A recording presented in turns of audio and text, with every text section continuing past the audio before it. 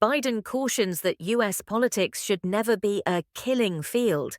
U.S. President Joe Biden told Americans in a primetime speech from the White House that U.S. politics must never be a killing field and denounced the murder attempt on his predecessor, Donald Trump. At a rally in Butler, Pennsylvania, a gunman opened fire, wounding Trump, the presumed Republican contender for president, in the ear. In the attack, one person was killed and two more suffered serious injuries. Mr. Biden asked Americans to take a step back and issued a warning that political rhetoric in this country has gotten very heated in the Oval Office address, which was just his third since taking office.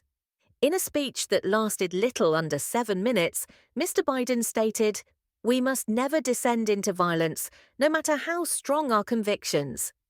His succinct but impactful speech mostly went off without a hitch, despite continued criticism in the wake of many prominent language gaffes.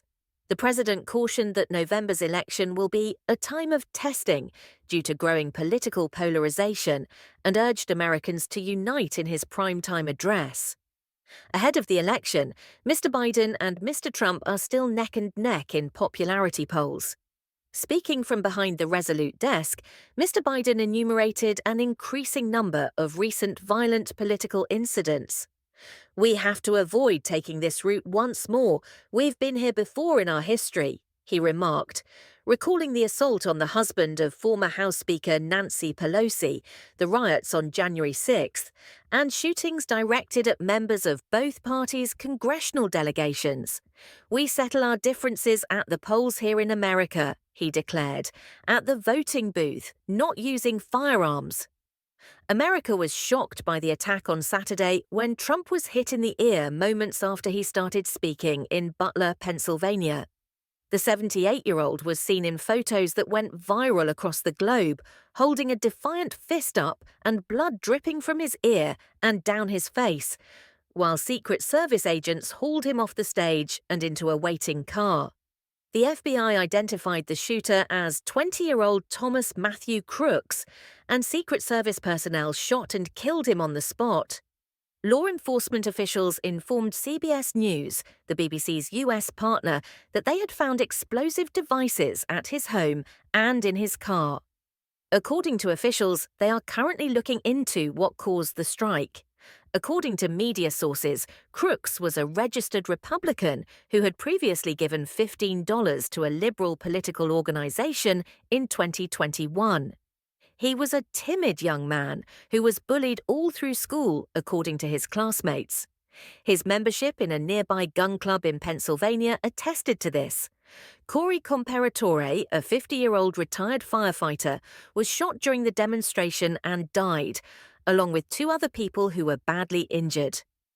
Mr. Biden expressed in his statement that he was praying for his family. The father of two was shot and killed while protecting his family from gunshots that were flying past Trump and hitting audience members. During his statement, Mr. Biden referred to Mr. Comparatore as a hero who lost his life while simply exercising his freedom to support a candidate of his choosing.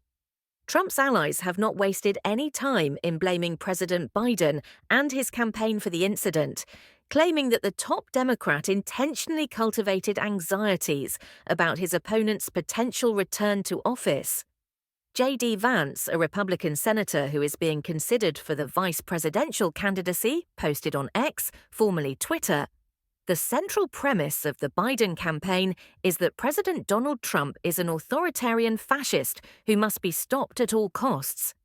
In his speech on Sunday night, President Biden did not address such criticisms. Nevertheless, his campaign has temporarily removed attack advertisements directed towards Trump. Since the shooting, the former president has made an effort to adopt a more amicable stance. He has praised his Secret Service detail for their prompt responses and urged people to stand united and show our true character as Americans. On Sunday night, he traveled to Milwaukee for the Republican National Convention, where he is expected to pick up the party's presidential nomination. Trump is anticipated to reveal his running mate as well. Only 3 candidates, according to U.S. media, are still being considered for the vice presidential position: Senator Marco Rubio of Florida, Governor Doug Burgum of North Dakota, and Senator Vance of Ohio. The Secret Service expressed satisfaction with the current arrangements during a press briefing earlier on Sunday and stated they had no intentions to implement any more security measures surrounding the event. Despite reports that audience members pointed Crooks out to police, the agency has come under fire for how he was allowed to get so near to Trump.